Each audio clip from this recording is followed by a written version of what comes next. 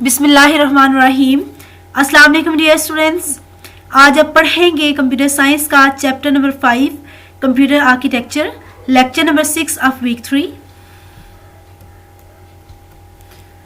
Students, आज हम पढ़ेंगे फेच डिकोड एग्जीक्यूट साइकिल के बारे में कि फेच डिकोड एग्जीक्यूट साइकिल क्या होता है। ठीक है, तो सबसे पहले स्टूडेंट्स आप जानते हो कि जो भी आपकी इंस्ट्रक्शंस होती हैं आप कंप्यूटर को देते हो, सीपीयू को देते हो, और सीपीयू उन इंस्ट्रक्शंस को क्या कर रहा होता है, एग्जीक्यूट कर रहा होता है। ठीक है, लेकिन वो एक पूरे का पूरा प्रोसेस होता है कि किस तरह से जो है वो कोई भी इंस्ट्रक्शन है उसका क्या प्रोसेस होता है और वो इंस्ट्रक्शन किस तरह से एग्जीक्यूट होती है।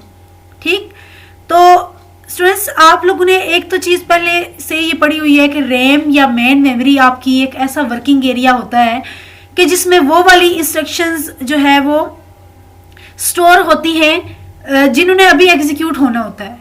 तो पहले आप तो ये चीज़ समझ लें कि आपकी जो भी डेटा और इंस्ट्रक्शंस होती हैं वो पहले आपकी कहाँ पर होती हैं, आपकी मेन मेमोरी में होती हैं। ठीक है, अब मेन मेमोरी से फिर अगला काम क्या होता है कि मेन मेमोरी से सीपीयू जो है वो सीपीयू तक जो है वो इंस्ट्रक्शंस लाई जाती हैं। ठीक है, जैसे कि आपने कंट्रोल यूनिट के बारे में पढ़ा था कि कंट्रोल यूनिट क्या क्या काम होता है। कंट्रोल यूनिट की 3 एक्टिविटीज होती हैं। नंबर 1 वो क्या कर रहा होता है, मेन मेमोरी से इंस्ट्रक्शंस को सीपीयू तक लाता है, फिर दोबारा क्या करता है, उसको इंटरप्रेट करता है यानी कि डिकोड करता है, और तीसरी काम क्या करता है, एग्जीक्यूट करता है।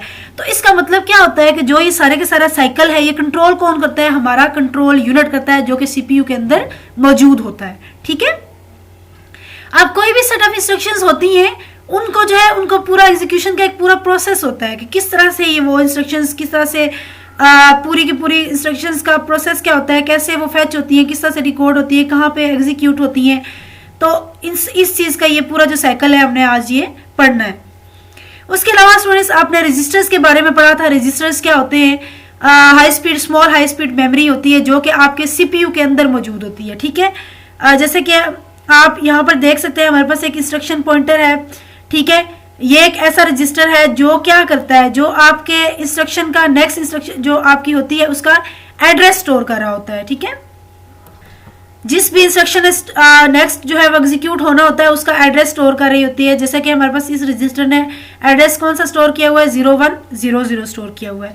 इसी तरह जो हमारे पास इंस्ट्रक्शन रजिस्टर्स होता है, इंस्ट्रक्शन रजिस्टर IR जो होता है आपका, ठीक है, ये क्या कर रहा होता है, ये आपके उस इंस्ट्रक्शन को स्टोर करता है जिसने अभी करंटली एग्जीक्यूट होना होता है, यानी कि करंट इंस्ट्रक्शन को ये स्टोर कर रहा होता है। ठीक है, तो ये जो नेक्स्ट इंस्ट्रक्शन एग्जीक्यूट होगी उसका एड्रेस स्टोर करता है, और ये जो करंट इंस्ट्रक्शन एग्जीक्यूट हो रही है उस इंस्ट्रक्शन को स्टोर कर रहा होता है। ठीक है, तो इसी तरह आपने AX रजिस्टर के बारे में पढ़ा था। एक्यूमुलेटर रजिस्टर जो होते हैं आपके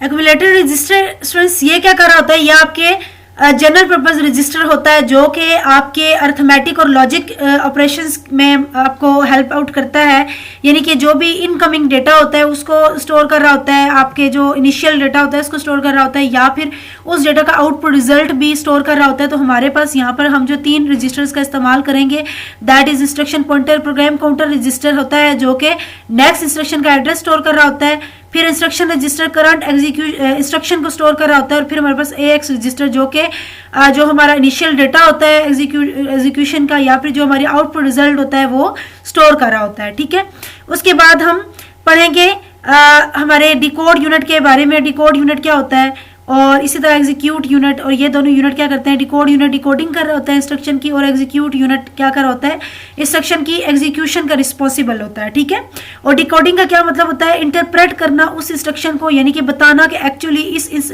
जो इंस्ट्रक्शन है उसमें कौन से ऑपरेशंस परफॉर्म हो रहे होते हैं, और उसके बाद उस इंस्ट्रक्शन की एग्जीक्यूशन हो रही होती है। और ये हमारे पास यहाँ पर मेन मेमोरी है, और मेन मेमोरी का क्या काम है कि आपके डिफरेंट उसके मेन मेमोरी के अंदर सेल्स बने होते हैं, और हर सेल का डिफरेंट एड्रेस होता है। जैसे हमारे पास इस सेल का एड्रेस 0100 है, और नेक्स्ट जो सेल मेमोरी सेल है उसका एड्रेस जो है हमारे पास 0102 है। उसके बाद हमारे पास यहाँ पर डेटा बस होती है जो कि डेटा को एक जगह से दूसरी जगह मूव करवाने के लिए यूज होती है।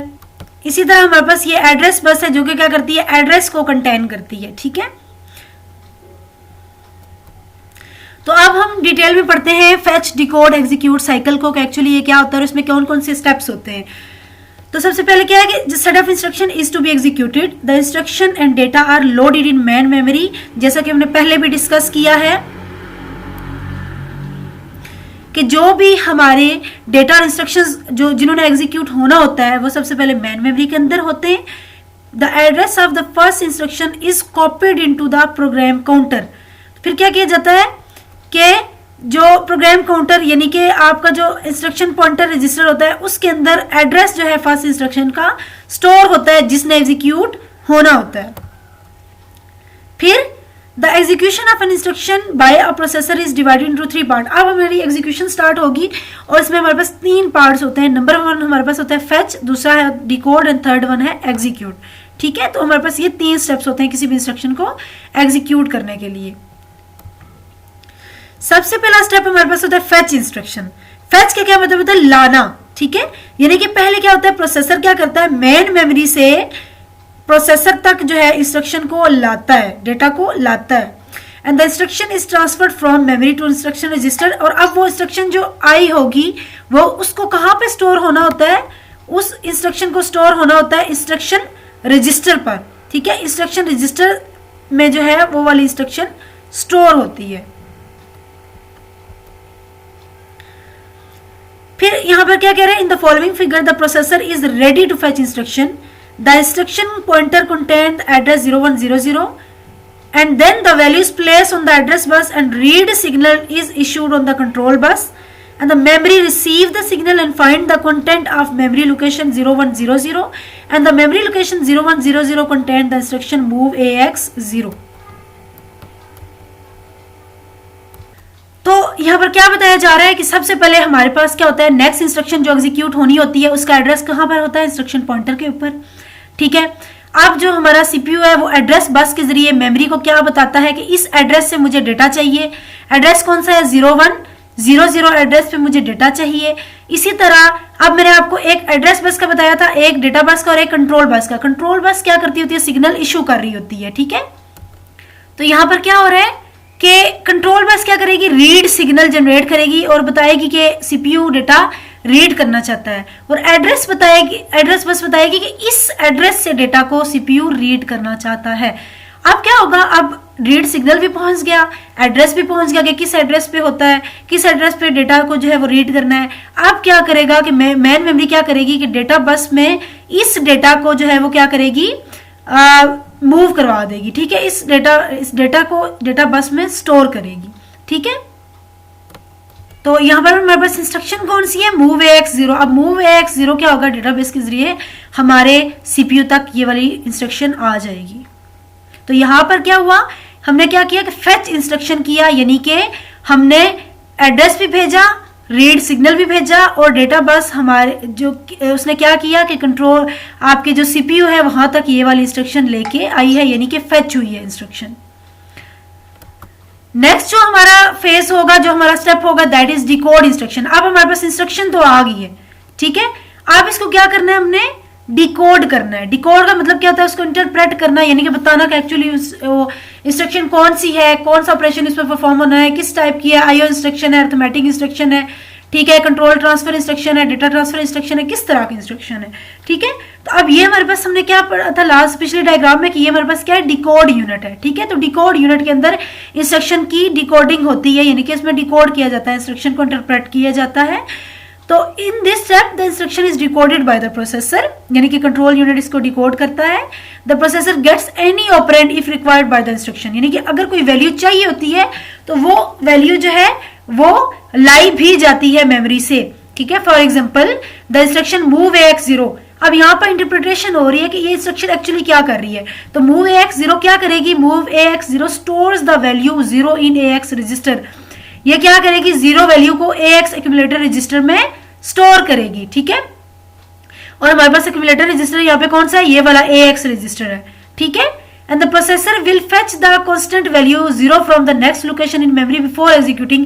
अब यहाँ पे क्या काम होगा, जो 0 वैल्यू यहाँ पे पड़ी हुई होगी, तो ये जो 0 वैल्यू है इसको हम क्या करेंगे, डेटाबेस की मदद से हम लोग यहाँ पर लेके आएंगे और उसके बाद अगला स्टेप होगा। ठीक है, तो यहाँ पे हमने क्या किया, एक्चुअली देखा कि इंस्ट्रक्शन ये किस तरह की है, डिकोड यूनिट के अंदर देखा क्या कर रही है, यानी कि डेटा को ट्रांसफर कर रही है, किसको, 0 वैल्यू के AX में ट्रांसफर कर रही है।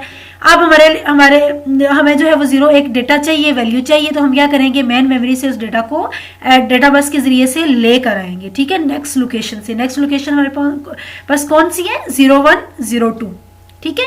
तो यहाँ पर हमारा डिकोडिंग वाला काम जो है कंप्लीट हो जाता है। अब हमारा नेक्स्ट काम कौन सा होगा, नेक्स्ट काम होगा हमारा एग्जीक्यूट इंस्ट्रक्शन वाला, ठीक है। तो उसमें वो क्या करे, डिकोड यूनिट में क्या हुआ, the processor transfers the instruction from instruction register to the decode unit.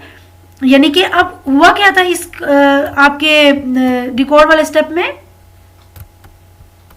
कि हमारे पास जो इंस्ट्रक्शन रजिस्टर था, एक्चुअली पहले जो हमारी इंस्ट्रक्शन है वो किधर सेव हुई थी, यहां पर मूव AX0 इंस्ट्रक्शन रजिस्टर में सेव हुई थी, ठीक है।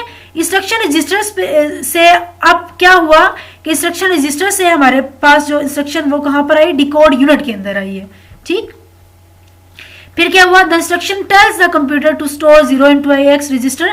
फिर इंटरप्रिटेशन हुई और बताया गया कि 0 को हमने कहां पे स्टोर करना है, AX रजिस्टर में स्टोर करना है। And the decode unit now has all detail of how to do this. और अब डिकोड यूनिट को पता है कि आगे हमने यहाँ पर क्या करना है, यानी कि सारी की सारी इंस्ट्रक्शन की इंटरप्रिटेशन हो गई है। नेक्स्ट हमारे पास थर्ड स्टेप है, दैट इज एग्जीक्यूट इंस्ट्रक्शन। और अब यहाँ पे क्या होगा, सारी की सारी इंटरप्रिटेशन होने के बाद अब असल में जो काम होना होता है वो होगा, यानी कि हमने डेटा को मूव करवाना था 0 को AX रजिस्टर में, ठीक है। तो in the last phase the processor executes the instruction, it stores 0 in AX register. यानी कि यहाँ पर क्या होगा, ये यहाँ पर इस एग्जीक्यूट यूनिट में इंस्ट्रक्शन को एग्जीक्यूट किया जाएगा और जो 0 वैल्यू थी उसको हम AX रजिस्टर में यहाँ पर स्टोर कर देंगे, ठीक है।